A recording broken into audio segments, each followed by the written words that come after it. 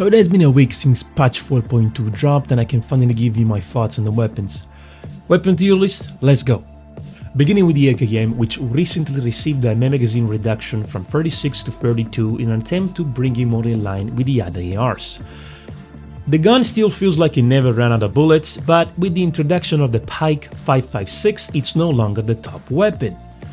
Although it would still be the best option for most players, and it's a solid option if you wanna run the healing beam. I would put it in the A tier.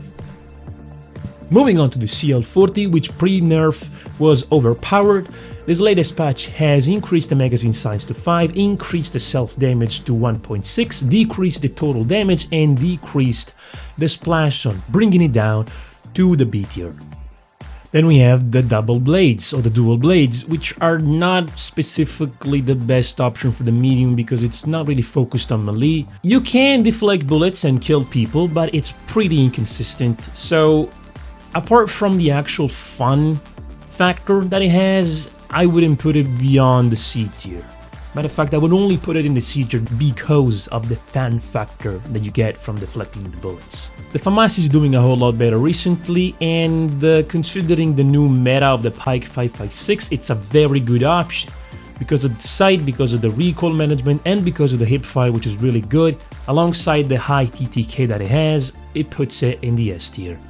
The FCAR is in a bit of a funny spot at the moment because of the recoil that it has and because of the 25 bullets, which is the lowest amount of bullets available for any AR in a magazine. The FCAR is still performs, but is no longer as good as it used to be, and in the meta that we have right now, puts it lower than both the AKM and the Famas, which will put it in the B tier. The Model 1887 has always been a strong weapon because of the shoot and slide mechanic, which will essentially is when you shoot an enemy and as you're reloading your next round, you're just going to be sliding left or right, trying to make yourself harder to hit. Now you pair that weapon up with the DT Materializer and you have an absolute beast of a combo. And this gun is absolutely S tier. Now let's talk about the new meta, the Pike 5.56, which in the latest patch has got its damage reduced from 59 to 52, which will only change the amount of bullets required to kill a heavy from 6 to 7. The other classes see absolutely no changes. It will still kill a light in 3 shots and a medium in 5 shots, which puts it in S tier. Next one up is the revolver, or the R357, which might seem like it received a buff with the addition of the equipable red dot sight, but it gives it little to no boost in performance. That is because the gun still has a lot of visual recoil and every time you shoot, it kicks to the sky. Pair that up with the fact that it lacks in range and the addition of the Pike 5.56, which absolutely overshadows it. I put it in the C tier. The Riot Shield, the final weapon of the medium class, just don't use it. The medium class is not specialized in melee, it literally has nothing to support a melee loadout. You can stop bullets with the Riot Shield with the alternate fire, but you still get damage a little bit by every single bullet that hits you. I would put it in the D tier. The dual blades are above it just because they're more fun. Before getting to the light weapons, I would like to say that playing the light right now in ranked is basically like nerfing your team. Until they address the utility of the medium class, the light will never be as valuable as it could be. The 93 RN4 got a hipfire buff, but the low TTK and the low magazine still make it one of the worst options to pick as a light. So because of that, I will have to put it in the C tier. The Dagger lets you do one of the most satisfying things in the finals, which is backstabbing people. You can now indefinitely hold the alternate button just like the sword, and you can get some pretty nice kills in the knockout rounds, but in the final round it just sucks. So it doesn't go above the B tier.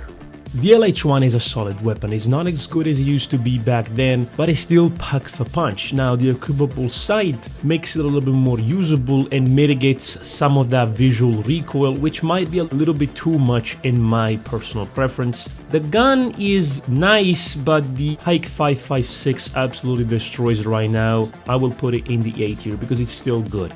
The M11 is absolutely fantastic. It shreds up close, but it lacks in range, which it's not even a big problem considering how mobile the light is, so it's a perfect pick for an aggressive light. In my opinion, the M11 is absolutely S tier, but it might just need a little bit of a nerf, so I will put it in the needs a nerf tier. That's how busted it feels.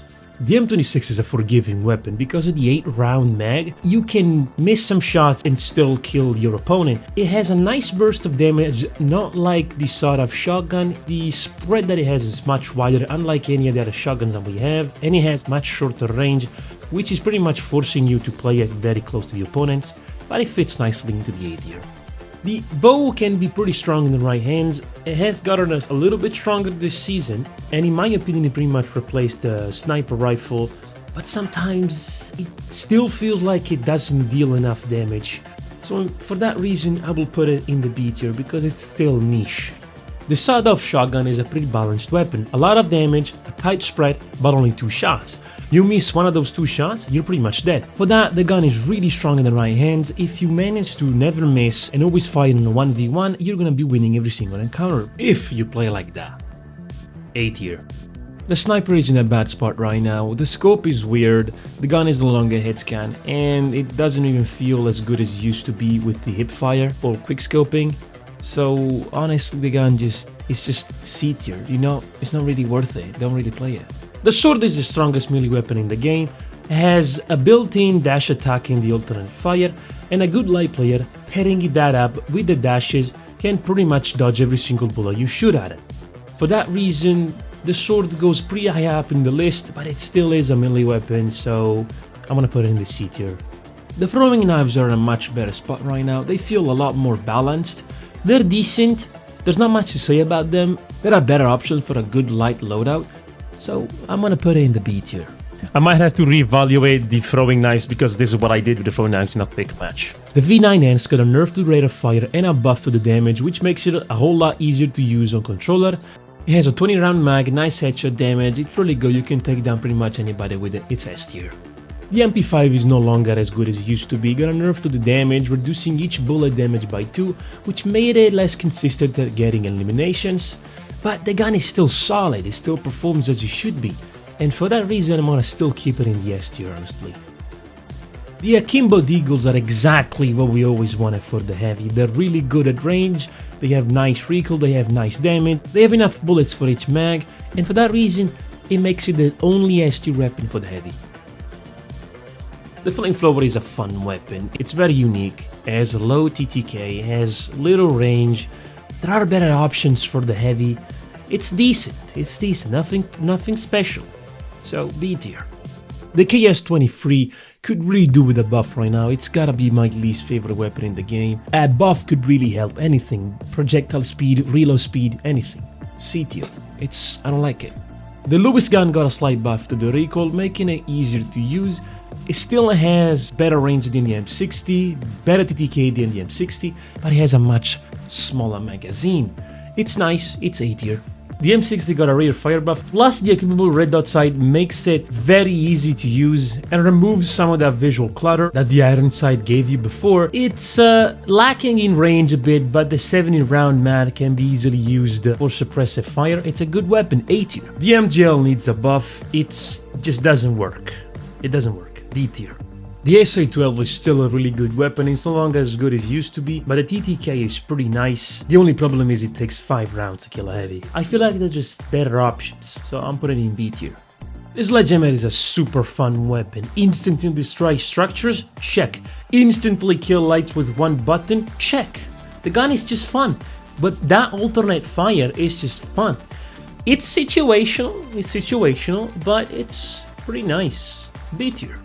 The spear needs improvements, absolutely. It has a little bit more range than the Sledge Hammer, but the alternate fire is ass. It has literally no use. There's really no situation where you should be picking the spear instead of the Sledge Hammer. D tier. And there you have it, the full Season 4 tier list. Hope you enjoyed. Like, subscribe. See you next time.